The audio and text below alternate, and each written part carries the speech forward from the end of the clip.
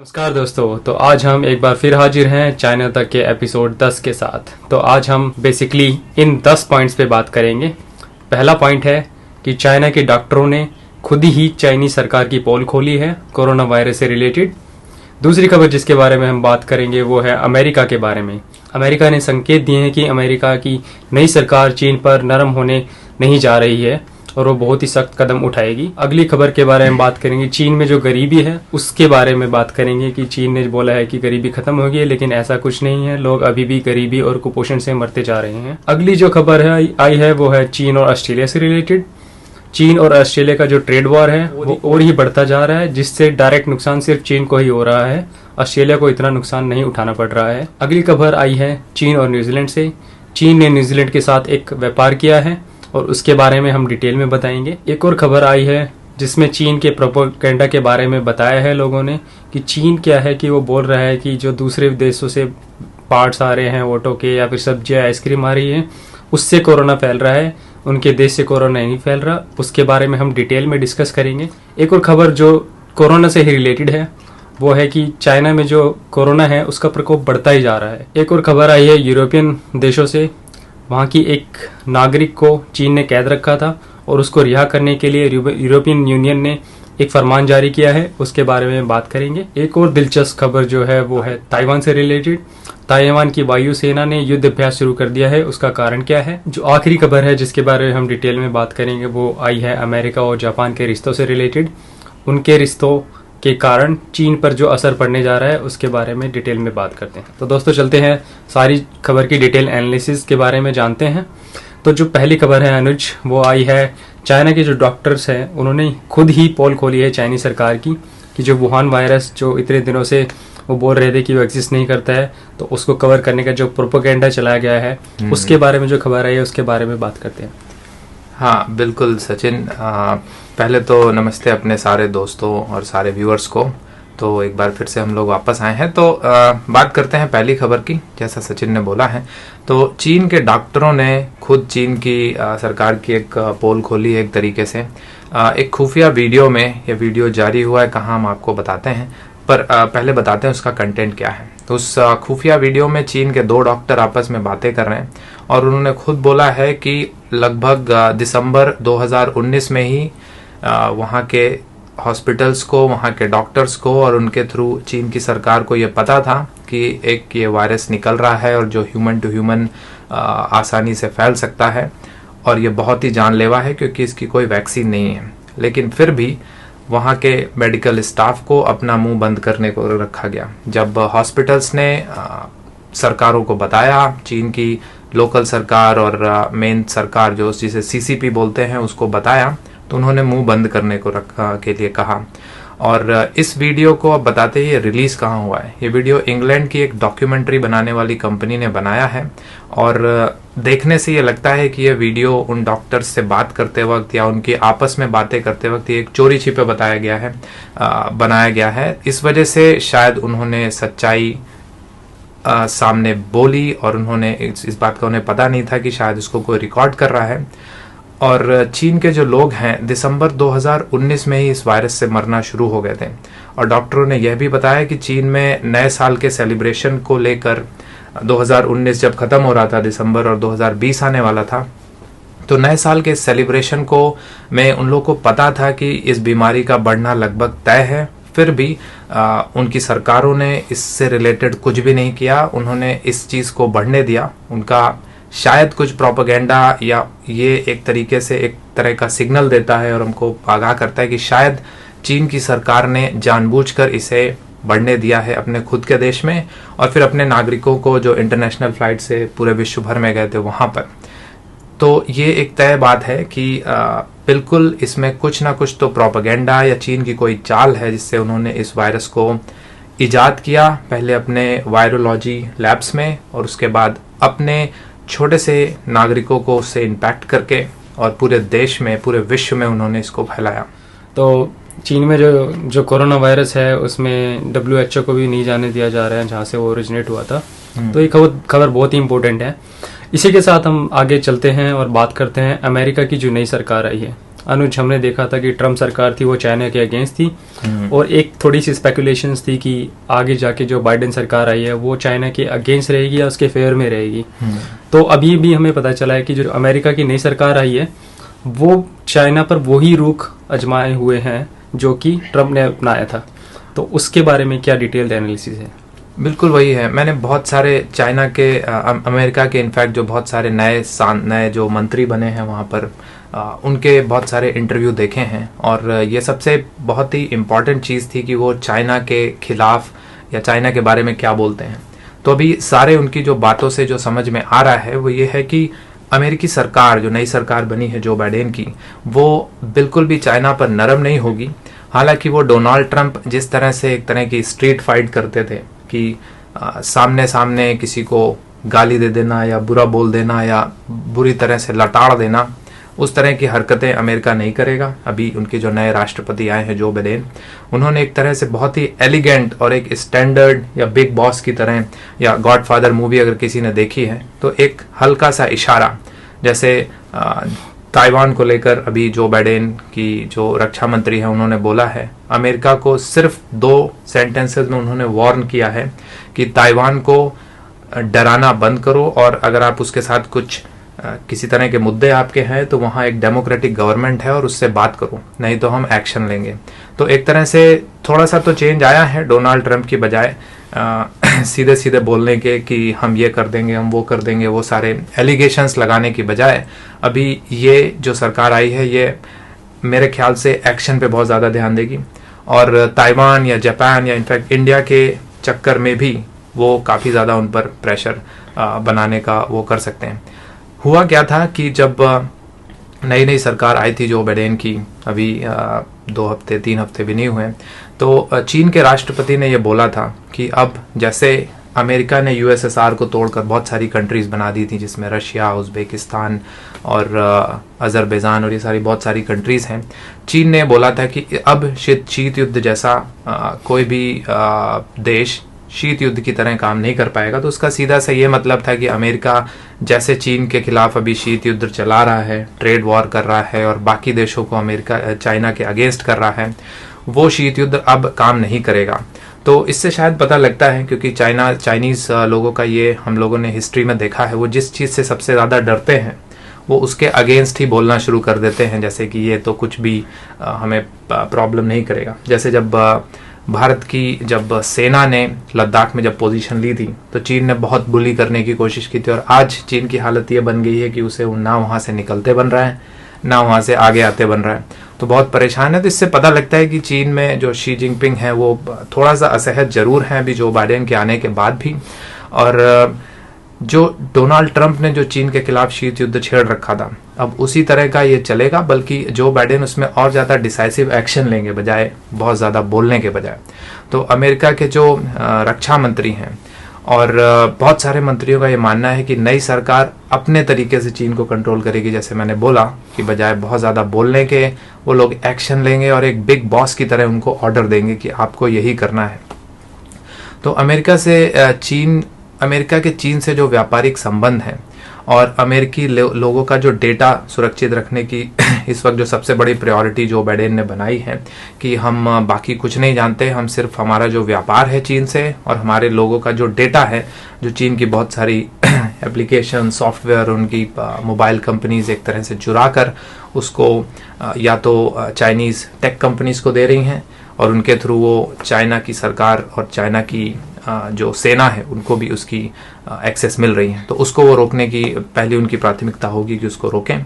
और अमेरिका की जो नई सरकार है, और जब ये नई सरकार आई तो इनको कुछ खुफिया जानकारी मिली जो डोनाल्ड ट्रंप को पहले से थी, लेकिन उन्होंने शेयर नहीं की थी क्योंकि वो सरकार के बाहर नहीं गई थी। तो अब ये नई सरकार ये इस बात को मान रही है कि वाकई में डोनाल्ड ट्रंप की जो नीति थी चीन के अगेंस्ट, जो काफ़ी टकराव वाली थी और चीन को एक तरह से हर जगह पूरे देश पूरे विश्व में जहाँ भी चीन आगे बढ़ रहा है उसको कम करने वाली थी, वो एकदम सही नीति थी। और अमेरिका से उसके रिश्ते जैसा कि लोगों को लग रहा था कि जब जो बाइडेन आएंगे तो चीन भी सोच रहा था और बाकी भी देश, इनफैक्ट इंडिया को भी थोड़ा एक तरह का अंदेशा था कि शायद जो बाइडेन प्रो चाइनीज़ होंगे और अब रिश्ते चाइना और अमेरिका के सुधरेंगे और पुराने हिसाब से जैसे बराक ओबामा के टाइम पर थे वैसे ही उनके अच्छे हो जाएंगे। लेकिन चीन को अब ये समझ लेना चाहिए कि हाँ, जो बाइडेन भी डोनाल्ड ट्रंप की तरह ही आगे बढ़ेंगे, हालांकि थोड़ा बहुत चेंजेस होंगे। और चीन को यह उम्मीद थी कि अब ताइवान को कब्जा करने में कोई ज़्यादा परेशानी नहीं होगी, क्योंकि अब अमेरिका उनका उतना विरोध नहीं करेगा। भले ही वो एक स्टेटमेंट जारी कर दे या कुछ कर दे, लेकिन उतना विरोध नहीं करेगा। मगर अमेरिका की नई सरकार ने उल्टा ताइवान, जापान, भारत को हर स्थिति में साथ देने का मन बना लिया है। और अमेरिका के खुद जानकारों का कहना है कि ताइवान की जो अमेरिकी नीति है वो बिल्कुल भी नहीं बदलेगी, क्योंकि अपनी सरकार के शुरुआती महीने में जो बाइडेन जो है वो अपने घरेलू मुद्दे सुलझाएंगे। तो एक नई नीति लाने का, क्योंकि अमेरिका में अगर कोई भी विदेश नीति बनती है किसी भी देश में इनफैक्ट, तो उन्हें काफ़ी उसमें मेहनत करनी पड़ती है और उसके फ्यूचर में क्या उसके प्रॉब्लम्स होगी या उसके क्या इम्पैक्ट होंगे, और नियर फ्यूचर में और फार फ्यूचर में वो सारी चीज़ें देखनी पड़ती हैं। तो जो बाइडेन अभी जो नीति ताइवान को लेकर बनी हुई है अमेरिका की, उसी पर चलते रहेंगे जब तक उनके घरेलू मुद्दे ना सुलझ जाएं। तो एक तरीके से अमेरिका के जो वॉरशिप्स अभी साउथ चाइना सी में अवेलेबल हैं, वो बिल्कुल इस बात को, चाइना को बिल्कुल एक तरह से पीछे ढकेलते रहेंगे कि वो ताइवान में किसी भी तरह की हिमाकत ना करें। ये एक बहुत ज़रूरी चीज़ है। राइट। तो अमेरिका का जो नया रवैया है वो पुराना ही रहने वाला है और इस चीज़ से भारत को डायरेक्ट फ़ायदा होगा। तो आगे चलकर बात करते हैं कि चाइना, आपको पता ही है जब से कोविड वायरस आया है वो गरीबी में बढ़ता ही जा रहा है और सारी कंपनियां इंडिया में मूव हो रही है या अदर कंट्रीज़ में मूव हो रही है। तो उसी के साथ चाइना ने अभी इसको दिखाया, जैसे अनुज ने बताया कि वो शो ऑफ नहीं करते अगर उनकी कोई कमजोरी होती है, तो उन्होंने दिखाया कि उनका देश गरीबी मुक्त हो गया है। ये घोषित किया उन्होंने रिसेंटली। बट उसी के कुछ दिनों बाद एक खबर आई कि एक आदमी की मौत हुई है, वो गरीबी के कारण ही मौत हुई है। तो उस आदमी ने क्या बताया और ये खबर कहाँ से पता चली, उसके बारे में डिटेल में एनालिसिस करते हैं। हाँ, ये वैसे तो सिर्फ एक इंसिडेंस है ये, कि एक व्यक्ति की, इतने बड़े चाइना में 1.5 बिलियन लोग रहते हैं और एक व्यक्ति की गरीबी से या भूखमरी से मौत हुई है अगर बोले हम। तो जैसे कि चाइना के बारे में मशहूर है कि वो हर चीज़ का प्रोपेगेंडा करता है, अपने आप को अच्छे से अच्छा दिखाने की कोशिश करता है और वर्ल्ड लीडर या वर्ल्ड सुपर पावर बनने में की इतनी जल्दी है उसको कि हर तरह के प्रोपेगेंडा और हर तरह के झूठ बोलने से भी वो पीछे नहीं आता है। तो ये चीज़ जो चाइना के सोशल मीडिया से निकल कर सामने आई है, अपने लेट 20s में 27-28 साल का जो एक लड़का था उसकी मौत हुई है कुछ ही हफ्ते बाद। इनफैक्ट जब चीन ने ये बोला था कि उसका देश अब पूरी तरह से गरीबी मुक्त हो गया है, मतलब उसके देश में कोई गरीब नहीं है, सबको खाना पीना, रोटी कपड़ा मकान और सबके पास है। लेकिन इस जवान के परिवार में कोई नहीं बचा था, तो ये अकेला रहता था और अच्छा खाना ना मिलने के कारण उसका शरीर इतना कमज़ोर हो गया था और उसमें तरह तरह की बीमारियां हो गई थी। वो किसी तरह की मजदूरी नहीं कर सकता था, क्योंकि मजदूरी एक बहुत ही आम व्यवसाय है या आम ज़रिया है चाइना में पैसे कमाने का। बहुत सारे लोग चाइनीज़ बहुत ही कम आय पर मजदूरी करके अपना पेट पालते हैं, तो वो ये नहीं कर पाया। और अंत में जाकर उसने एक वीडियो बनाकर ऑनलाइन पब्लिश करने को अपना एक कमाई का जरिया बनाया कि लोग उसको देखेंगे और उसमें एडवर्टीजमेंट आएंगे। जिस तरह से यूट्यूब फॉलो करता है वैसे ही चाइना के अपने वीडियो लाइब्रेरी और ऑनलाइन चैनल्स पर उसने वीडियो डालने की कोशिश की और उससे पैसे कमाने की कोशिश की, पर उसको ज़्यादा पैसे नहीं मिलते थे और उसके पास इतने कम पैसे थे कि एक बार सोशल मीडिया में उसने एक पोस्ट डाला कि उसकी एक इच्छा है कि अपनी पूरी ज़िंदगी में वो एक बार स्ट्रॉबेरी खाए। और उसके पास उतने पैसे नहीं थे, मतलब कि वो एक स्ट्रॉबेरी भी खरीद कर उसको टेस्ट भी कर पाए। धीरे धीरे बीमारियां घेरती गईं और उसको डायबिटीज़ की बीमारी हो गई। और डायबिटीज़ की बीमारी वैसे जानलेवा नहीं होती है, आप उसमें दवाएं खाकर डायबिटीज़ को कंट्रोल कर सकते हैं और खाना पीना कंट्रोल करके आप डायबिटीज़ को जड़ से हटा सकते हैं। लेकिन उसके पास चूँकि पैसे नहीं थे दवा खरीदने के और अच्छा खाना खाने के, तो यही डायबिटीज़ उसके लिए एकदम जानलेवा हुई और आखिरी में जाकर वो इस स्थिति में पहुंच गया कि वो कुछ भी खा नहीं पाता था। उसकी बॉडी उसको तुरंत हर खाने को रिजेक्ट कर देती थी और वो या तो उसको उल्टी होती थी या पेट खराब हो जाता था और अंत में जाकर उसकी मौत हो गई।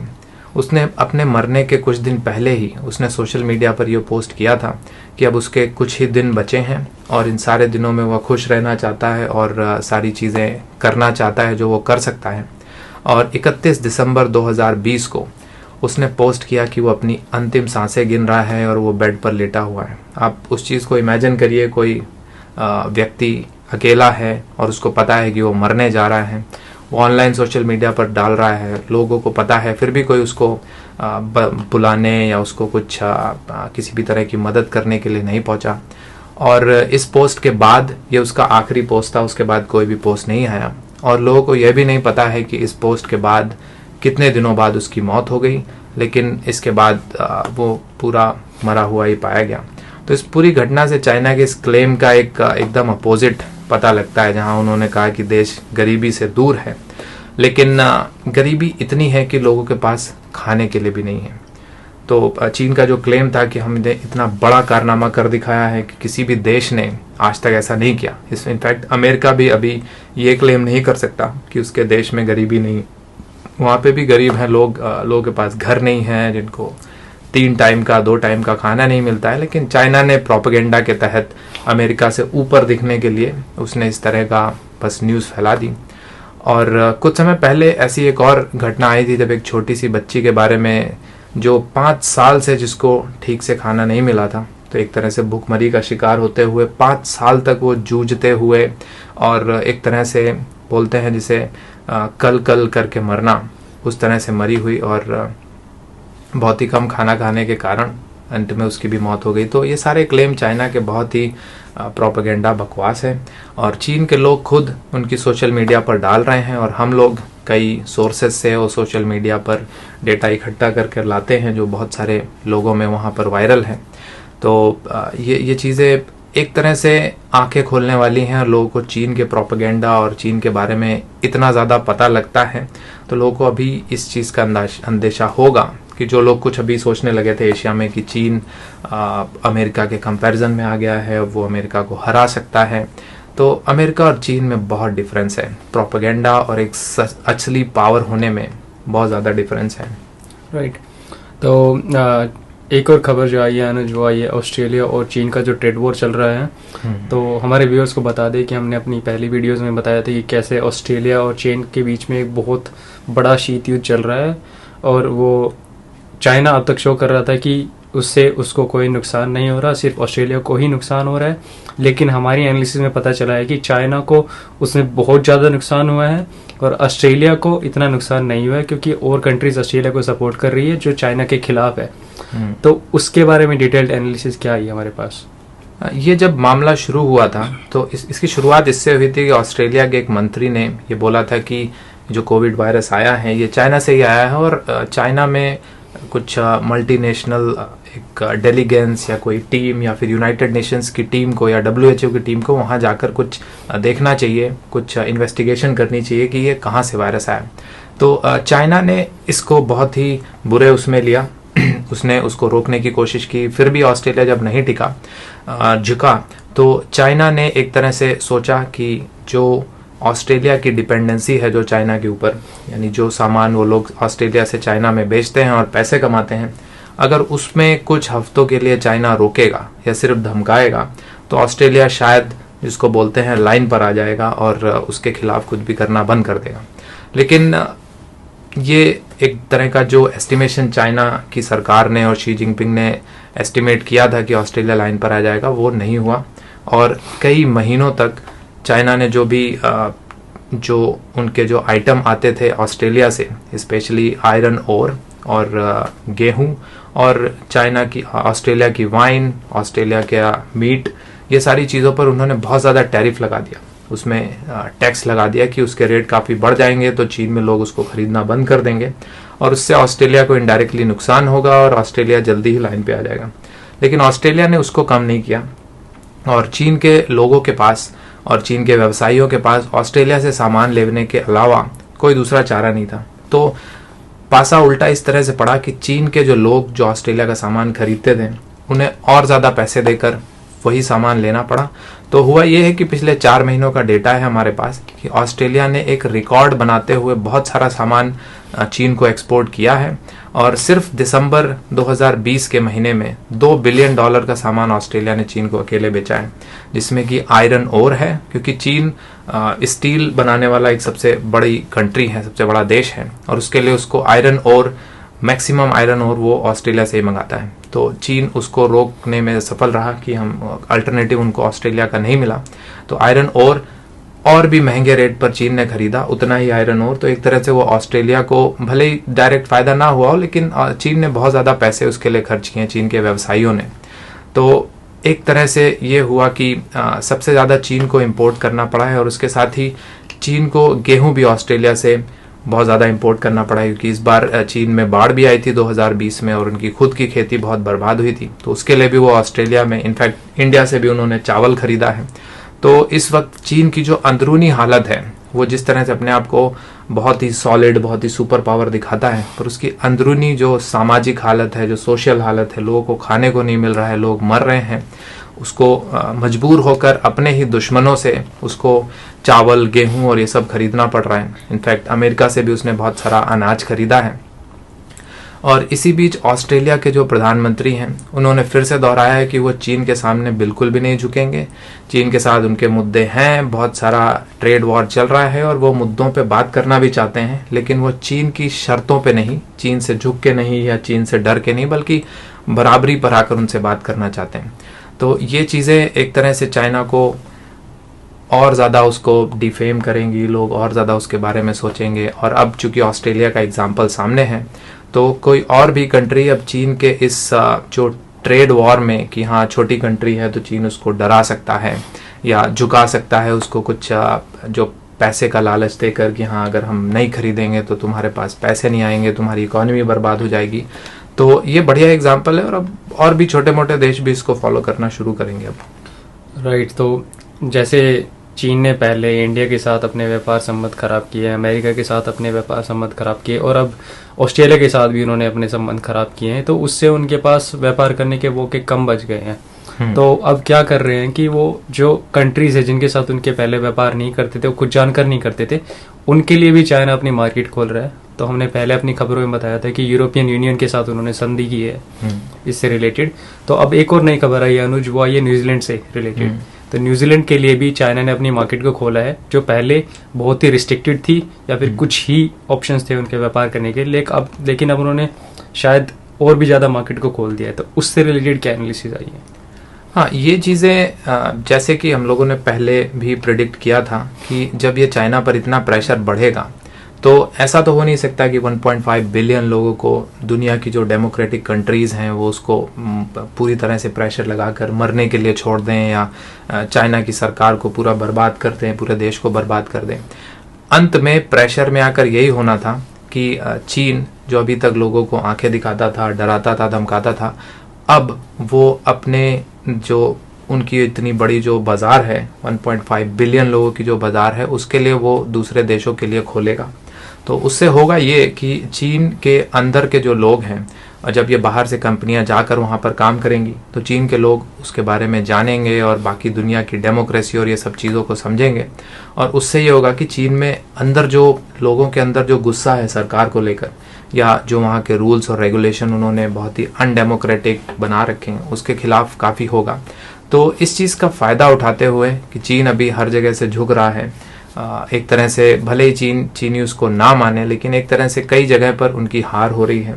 तो उसी चक्कर में जैसे बहुत सारा नुकसान इंडिया ने किया है, उनका ऐप्स को बंद किया है, कंपनीज को बंद किया है, और अभी कोई भी चाइनीज़ फाइनेंस कंपनी इंडिया में इन्वेस्ट नहीं कर सकती है, और किसी भी तरह का कोई बहुत ज़्यादा नुकसान इंडिया ने एक तरीके से किया है इतनी बड़ी मार्केट में। अमेरिका कर ही रहा है, बहुत सारे देश उसे बाहर निकाल रहे हैं चाइना को। तो उस चक्कर में अभी चीन के हाथ में जो भी आ रहा है, वो उसको मेंटेन करना चाहता है या उसको आगे बढ़ाना चाहता है। और उसी का फ़ायदा उठाते हुए यूरोपियन कंट्रीज़, यूरोपियन यूनियन ने भी एक करार किया है कि चीन एक तरीके से उनके लिए मार्केट खोलेगा, और यूरोप की कंपनीज़ चाइना में जाके व्यवसाय करेंगी, और ये नई मार्केट खुलेगी तो उनको यकीनन जो भी होगा फ़ायदा होगा। और न्यूजीलैंड के साथ भी यही हुआ है। तो अभी करार के साथ जो एक तरह का करार हुआ है, उसके अनुसार अब न्यूजीलैंड को चीन की मार्केट पर और ज़्यादा कंट्रोल होगा।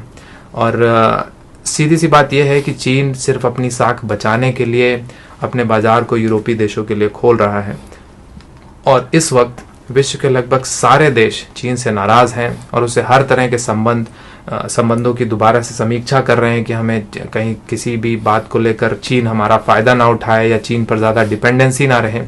तो चीन पर किसी भी तरह का फ़ायदा उठाने से लोग बचना चाहते हैं, और इस नई संधि जो न्यूजीलैंड के साथ हुई है उसके अकॉर्डिंग बहुत सारे प्रोडक्ट अब चीन उनका टैरिफ कम करेगा। जो पहले वो लोग कस्टम ड्यूटी या टैरिफ लेते थे, न्यूजीलैंड के लिए एविएशन और फाइनेंस सेक्टर खुल रहे हैं, चीन के बाजार में खुलने जा रहा है, और इसके बदले में न्यूजीलैंड को बहुत ही कम कुछ देना है। न्यूजीलैंड को सिर्फ थोड़े ज़्यादा वीज़ाज देने पड़ेंगे चाइनीज़ टूर गाइड्स और चाइनीज़ टीचर्स के लिए। तो एक तरह का इसमें न्यूजीलैंड का बहुत ज़्यादा फ़ायदा है। राइट, तो ये विन विन सिचुएशन है सिर्फ न्यूजीलैंड के लिए और पूरे वर्ल्ड के लिए। और चाइना भी झुक रहा है, वो मतलब पार्शियली झुक रहा है, लोगों को दिखाना नहीं चाह रहा है। तो आगे बात करते हैं कि कोरोना वायरस से रिलेटेड। तो क्या है कि चाइना पहले बोलता था कि कोरोना वायरस उनके वहाँ से नहीं आया, लेकिन अब क्या है कि दोबारा वहाँ पे केस आने लग गए हैं कोरोना वायरस के। तो अब वो उसका इल्ज़ाम लगा रहा है दूसरे देशों पर। तो अब वो बोल रहे हैं कि जैसे उनके ऑटो पार्ट्स है, सब्जियां जो हैं, जो आइसक्रीम वगैरह आती है, बियर्स वगैरह आती है, सी फूड आते हैं जो दूसरी कंट्री से, वो इन्फेक्शन को कैरी कर रहे हैं, ना कि उनके देश में खुद इन्फेक्शन एग्जिस्ट करता है। तो उससे रिलेटेड क्या एनालिसिस आई है और उन्होंने किस किस कंट्री पर ऐसा इल्ज़ाम लगाया है? इसमें अपनी एनालिसिस करना बहुत ज़रूरी है। अगर हम पूरी हिस्ट्री देखें, जनवरी 2020 से जब से ये आया है तब से चीन ने कई बार अपने बयान पलटे हैं। कई बार स्टार्टिंग में उसने बोला कि अमेरिकी सेना जो चीन के बंदरगाह पर रुकी थी, उनके जो शिप्स अमेरिका के रुके थे कुछ हफ्तों के लिए, वहाँ से वायरस आया है। फिर आगे चलकर इसने बोलना शुरू किया कि वायरस सबसे पहले इंग्लैंड में आया था या किसी दूसरे यूरोपीय कंट्री से आया और वहाँ से फिर वो फैला है चाइना में।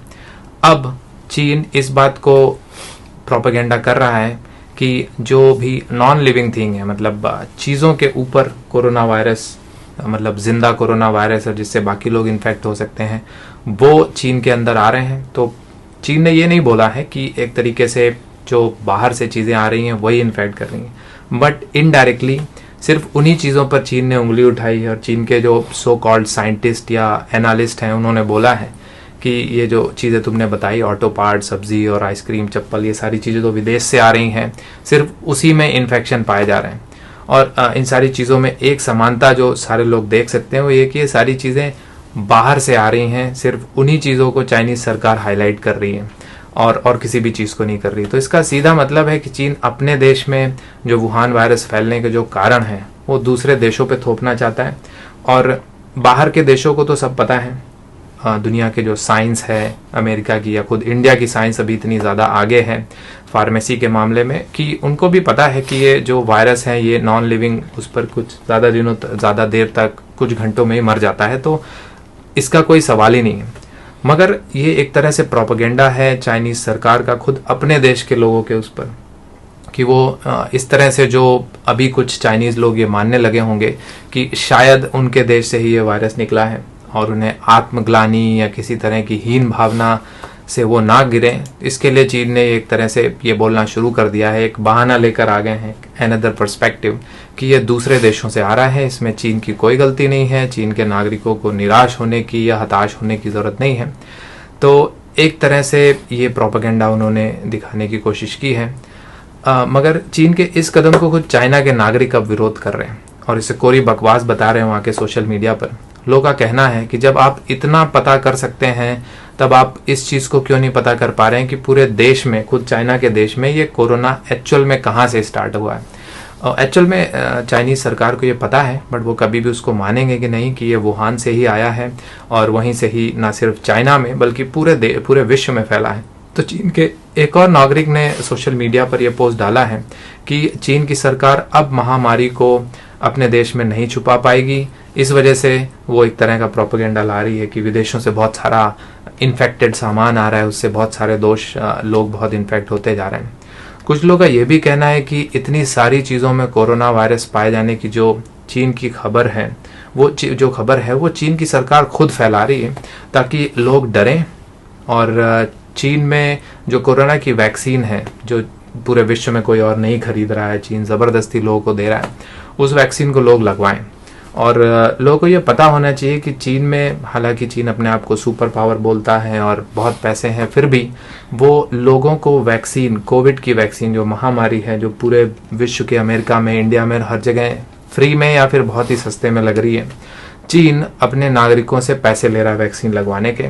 तो इस तरह का प्रोपेगेंडा न्यूज़ फैलाकर चीन लोगों को डराना चाहता है और चाहता है कि उसके देश में सारे लोग उस वैक्सीन को लगवाएं। क्योंकि मेरे ख्याल से जब इंडिया की वैक्सीन नहीं बनी थी, तब चीन ने बहुत ज़्यादा वैक्सीन बनाकर रख ली होगी कि पूरे एशिया में तो कम से कम लोग अमेरिका की और रशिया की वैक्सीन नहीं खरीदेंगे, सब चीन की खरीदेंगे। तो उन्होंने पहले से कुछ प्रेडिक्शन करके ये रखा होगा कि बहुत सारी वैक्सीन का मैन्युफैक्चरिंग कर लेते हैं। शायद चीन ने बहुत ज़्यादा वैक्सीन बनाकर रख ली है और उसको डिस्पोज करना नहीं चाहते हैं, उसको ख़त्म करना नहीं चाहते हैं, तो अपने नागरिकों पर ही वो सारी वैक्सीन लगा देना चाहते हैं और उसके बदले में पैसे भी लेना चाहते हैं। तो इसका सीधा मतलब है कि चीन की सरकार ने जो वैक्सीन लगाने का जो काम है देश को बचाने का और देश के नागरिकों को बचाने का, उसको भी एक मुनाफा कमाने का एक काम बना लिया है। जो कि चीन की सरकार, हमको पता है पहले से ही, चीन में जान की कोई कीमत नहीं है, माल की और पैसे की बहुत ज़्यादा कीमत रखती है सरकार। तो उसका एक बहुत ही बढ़िया उदाहरण है। लेकिन फिर भी जो भी ये प्रोपेगेंडा करे, उसके बाद भी एक और खबर आई है अनुज कि चाइना में जो कोरोना है वो बढ़ता ही जा रहा है। तो अब की बार खबर आई है शंघाई शहर से, तो उस खबर की एनालिसिस करते हैं डिटेल में कि कैसे वो बढ़ रहा है और उसके क्या रीजंस है। चीन का जो शंघाई शहर, चीन का सबसे बड़ा शहर है शंघाई शहर, जो कि विदेशियों में भी बहुत फेमस है, लोग वहाँ घूमने जाते हैं। अभी पता लगा है कुछ दिनों पहले कि वहाँ के 13 नागरिकों में कोरोना दोबारा हो गया। मतलब उनका पहले टेस्ट हुआ, वो पॉजिटिव पाए गए और उनको हॉस्पिटलाइज किया गया, वो ठीक होकर वापस घर पहुँचे और अभी उनको दोबारा हो गया है क्योंकि उनका दोबारा टेस्ट में फिर से वो पॉजिटिव पाए गए। तो ये 13 के 13 जो मरीज़ हैं ये सही होकर वापस पहुँचे, फिर दोबारा हुआ, अभी दोबारा हॉस्पिटल में है। लेकिन चीन की सरकार ने ये नहीं बताया कि ये दोबारा होने वाला जो इन्फेक्शन है ये वही पुराना इन्फेक्शन है या फिर कोई एक जो इंग्लैंड का वेरिएंट और अफ्रीका का वेरिएंट, ढेर सारे नए स्ट्रेन जो वायरस के आ रहे हैं। तो चीन का हमेशा से इतिहास रहा है कि हमेशा वायरस से प्रभावित होने वाले लोगों की संख्या को बहुत कम बताता है। तो अगर उनका ऑफिशियल आंकड़ा 13 है, तो पुरानी एक एनालिसिस के अकॉर्डिंग, जैसा कि चीन के खुद के डॉक्टरों ने बोला है कि जितना चीन ऑफिशियली बता रहा है, एक्चुअल में आंकड़े उसके 100 गुना ज़्यादा हैं। तो ये एक तरह से बहुत ही चीन में जो कोरोना का प्रकोप है, ऐसा नहीं है कि लोग बीमार होकर सही होकर वापस जा रहे हैं, लोग फिर से बीमार पड़ रहे हैं, फिर से उन पर खतरा आ रहा है कि वो मर सकते हैं। तो एक तरह से एक बहुत ही बड़ा प्रकोप से इस वक्त चाइना गुजर रहा है कोरोना के। और असल बात तो खुद चीन के ही लोग जानते हैं या चीन की सरकार जानती है, लेकिन जैसे अंदेशा पड़ रहा है कि चीन की हालत इस वक्त कोरोना की वजह से बहुत ही ज़्यादा ख़राब हो गई है। राइट। तो क्या कि चाइना में ये सब हो रहा है और ये खबरें बाहर नहीं आती है, उसके भी रीजंस है। उसी से रिलेटेड एक खबर है कि चाइना में एक नागरिक जो जर्नलिस्ट थी जिंगजान, उसको उन्होंने कई सालों से कैद किया हुआ है जेल में। तो अभी यूरोपियन संघ जो है, यूरोपियन यूनियन, उन 200 देशों में सारे संसदों ने उन्होंने बोला है कि जो चीन में जो नागरिक पकड़ी गई है, जो जर्नलिस्ट है, उसको छोड़ा जाए। तो उसके बारे में क्या एनालिसिस है, उसके बारे में बात करते हैं। हाँ, ये एक तरह से अब बहुत ही एक तरह का ट्रेंड चल गया है कि जो भी खबर चीन से बाहर आती है या चीन के जो भी बुरे एक्शन है उनके खुद के नागरिकों के खिलाफ, ये बहुत ही अच्छी चीज़ है कि यूरोप के देश और अमेरिका के बहुत सारे सेनेटर्स ने इस बात को उठाने की कोशिश की है कि जो भी चीन में गड़बड़ हो रहा है वो उसके कम से कम सोशल मीडिया पर या फिर इंटरनेशनल फोरम में उसके अगेंस्ट ज़रूर बोलेंगे। तो चीन की जो एक साख है, एक सुपर पावर बनने की जो उसकी उम्मीद है, और उस पर धीरे धीरे इस तरह से बिल्कुल पानी फिर जाएगा। तो वहाँ की जो जर्नलिस्ट है जिंगजान, उसने क्या शुरू किया, उसका चीन का जो सोशल मीडिया है जहाँ पर लोग वीडियोस अपलोड करते हैं, उसने कुछ वीडियोस डालना शुरू किए जो कि कोरोना से रिलेटेड थे और कोविड इन्फेक्शन से रिलेटेड थे उसके खुद के शहर के। और उसने जो वीडियो डाले वो चीन का जो सरकार का जो ऑफिशियल स्टैंड था कि हमारे यहाँ बिल्कुल भी वायरस नहीं है और कोई नहीं मर रहा है, सारे लोग नेगेटिव हैं, मिलियंस ऑफ टेस्ट वो रोज कर रहे हैं, वो बिल्कुल उसके अपोजिट था। तो वो एक तरह से चीन की सरकार की जो प्रोपेगेंडा है उसकी पोल खोलने में लगी हुई थी। तो उसके तहत लोगों को पता है वहाँ पर डेमोक्रेसी तो है नहीं, आप अगर कुछ भी सरकार के खिलाफ करते हैं तो आपका तुरंत एक्शन लिया जाता है। तो उसको तुरंत पकड़ा गया और उल्टे सीधे मामलों में फंसाकर उसको वीडियो पोस्ट करने के लिए 4 साल की सज़ा दी गई है।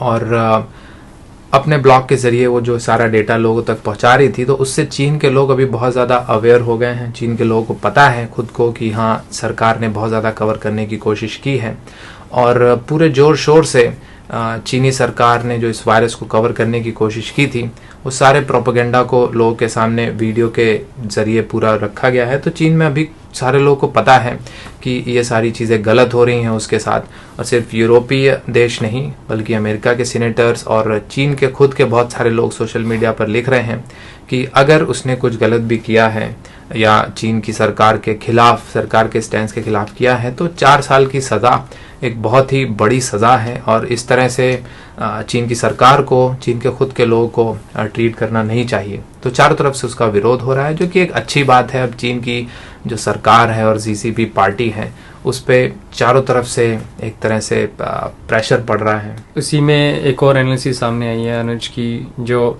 चीन के जो रिलेशंस है उसके जो पड़ोसी देशों से बहुत ही ख़राब है। और ताइवान, बल्कि वो छोटा देश है लेकिन वो खुलकर सामने आ रहा है।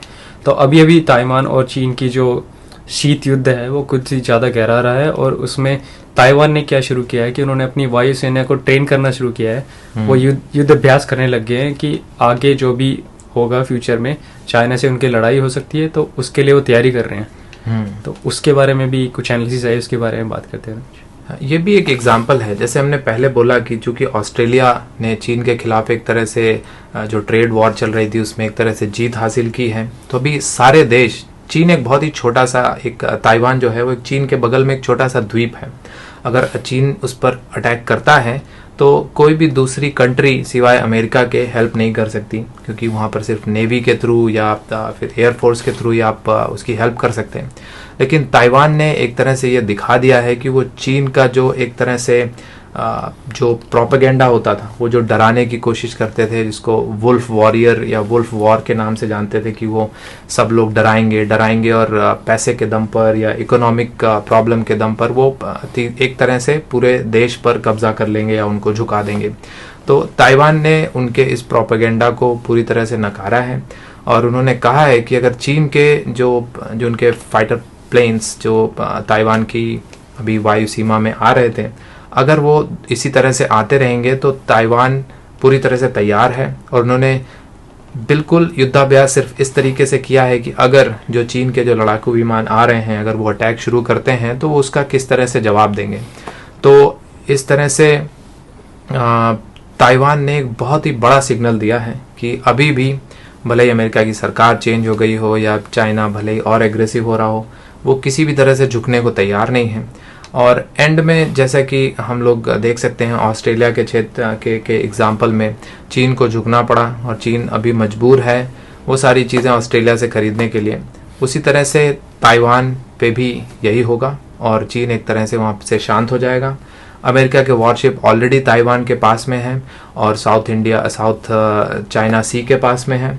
तो एक तरह से चीन डरा रहेगा कुछ और महीनों तक, जैसे उसने लद्दाख में पिछले 1 साल से प्रॉब्लम क्रिएट कर रखी है, वैसे ही टिका रहेगा चीन और एक तरह से उसके गले की हड्डी है ताइवान बिल्कुल बना रहेगा।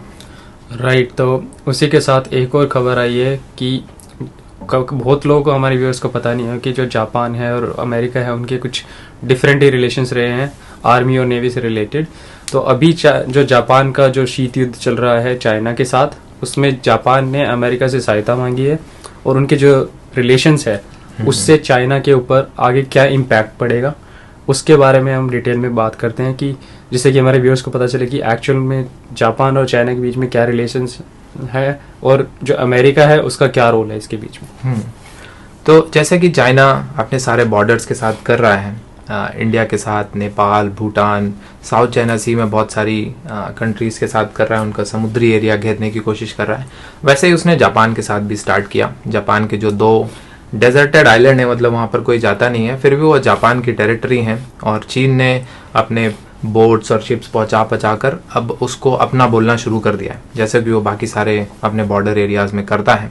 तो जापान की अपनी खुद की कोई आर्मी नहीं है, उनका कुछ डिफेंस मैकेनिज्म नहीं है।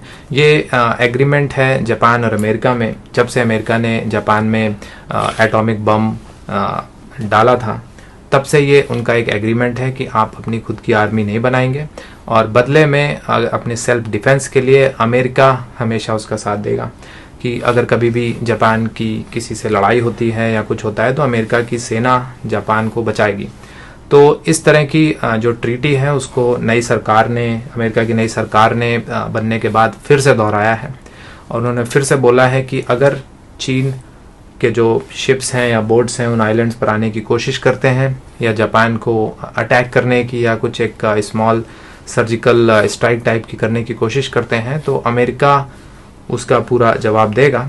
और इन एडिशन ये भी है कि जापान अभी खुद की आर्मी भी बनाने लगा है, उसने बहुत सारे लड़ाकू विमान के ऑर्डर दिए हैं और उसके खुद के जो उनकी जो कंपनीज हैं जापानीज, वो खुद बनाने के लिए, ड्रोन्स वगैरह बनाने के लिए एकदम तैयार हो गए हैं और उनकी मैन्युफैक्चरिंग चल रही है। तो जो अमेरिका के जो नए रक्षा मंत्री हैं, जो सेक्रेटरी ऑस्टिन, वहाँ पर मंत्रियों को सेक्रेटरी बोला जाता है, जो सेक्रेटरी ऑस्टिन है, उन्होंने जापान के रक्षा मंत्री से फ़ोन पे बात की है और ये सारी चीज़ें बताई हैं कि उनके ट्रीटी अभी भी है, एग्रीमेंट अभी भी है और ये पूरा भरोसा दिलाया है कि अगर जापान के द्वीपों पर कोई भी कब्जा करने की कोशिश करता है तो अमेरिका हर हाल में जापान की सुरक्षा करेगा चीन से। राइट। सो दोस्तों, हमने देखा हमारे इस एपिसोड में कि कैसे चाइना के ऊपर हर तरफ से हमला हो रहा है, इम्पैक्ट हो रहा है। तो अगले एपिसोड में हम फिर आएंगे एक और नई एनालिसिस के साथ और अच्छी खबर से, चाइना से रिलेटेड और पूरे वर्ल्ड से रिलेटेड। तो हमें सब्सक्राइब करना ना भूलें। Until then, stay tune and stay happy.